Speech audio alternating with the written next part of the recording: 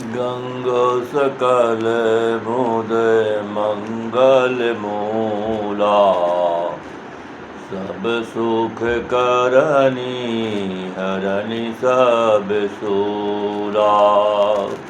गंगा जी सब सुख को देने वाली और सब दुख को हरने वाली हैं। पहले गंगा जी यहाँ नहीं आती थी। भगवान ने कहा क्यों नहीं जा रही हो?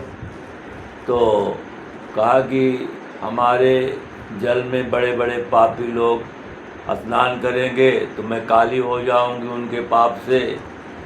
भगवान ने कहा कि देखो, जब कोई भक्त आएगा स्नान करेगा तो सारे पाप उसकी जटा में लपेट के चले जाएंगे। तो कहा वो तो मर जाएगा प्रभु। कहा नहीं, जब वो मेरा नाम जपेगा तो वो सारे पाप भस्म हो जाएंगे। तो भगवान के नाम की बड़ी महिमा है। एक बार कबीरदास जी के दो शिष्य थे, नीमा और नीरू।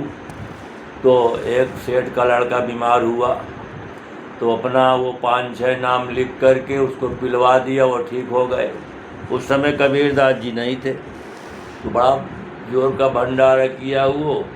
इसके बाद जब वो कबीरदास जी आए तो कहा कि ये भंडारा कैसे है?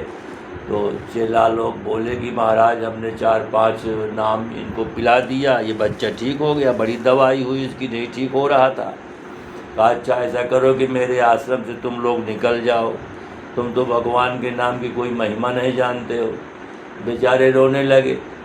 कहा महाराज गलती हो गई। तो कहा देखो जाओ पहले तुलसीदास जी के पास, नाम की महिमा सुन के आओ।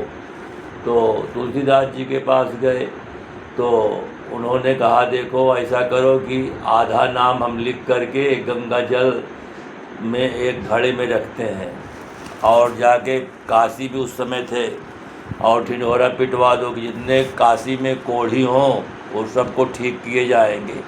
तो वो आधा नाम गंगा जल में पीस करके वहाँ पर 500 कोढ़ी इकट्ठा हुए और वो सब ठीक हो गए। तो नीमा और नीरू ने देखा कि अरे हम तो बहुत बड़ी गलती कर डाले। इसके बाद वो फिर गए वहाँ सूरदास जी के पास। तो जब सूरदास जी के पास गए तो उन्होंने कहा देखो ऐसा करो कि हम तुम्हें आधा नाम से महिमा बता रहे हैं। तो जमुना जी में एक मुर्दा बहा चला जा रहा था, कहा उसको पकड़ ले आओ।